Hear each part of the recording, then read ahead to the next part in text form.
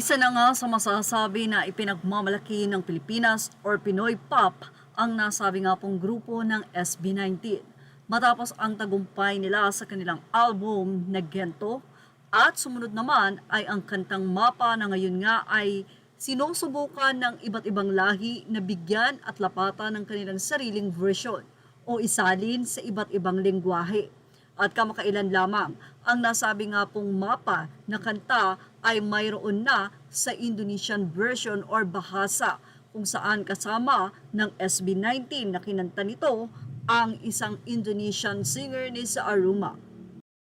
At dahil nga may world tour ang SB19, inaasahan na isa sa ipo-perform nila ay ang version ng Mapa ng Indonesian or bahasa version. Actually, ang Mapa po ay nabuo noong panahon ng pandemic kung saan ay nagtanungan nga ang grupo kung paano nila malalapatan ng magandang liriko ang nasabing kanta at bigyan ng pasasalamat ang kanilang mga magulang. Mula sa naging update ng Wikipedia, mababasa nyo ang nasabi nga pong kwento ng Mapa at sa nagsimula ito.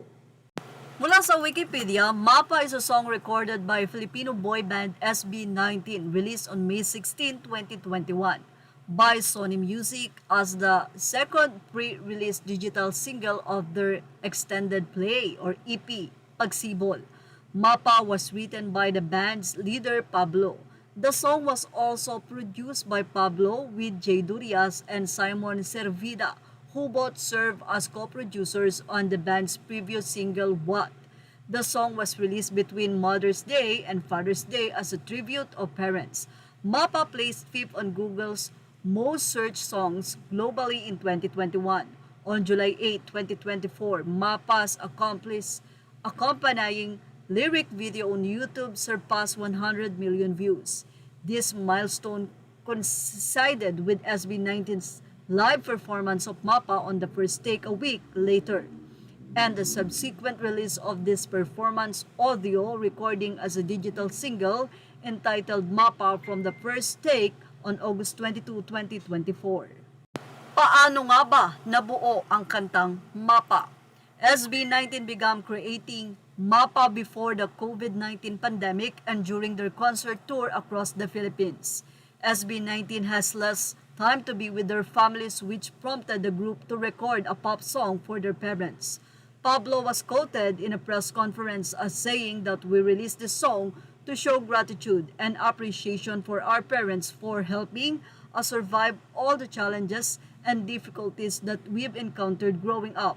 The songwriting was initiated through a Q&A where each of the members was asked what they would like to say to their parents. The song's production was mostly done virtually, with the co-producer Simon Servida and Pablo communicating only via Instagram.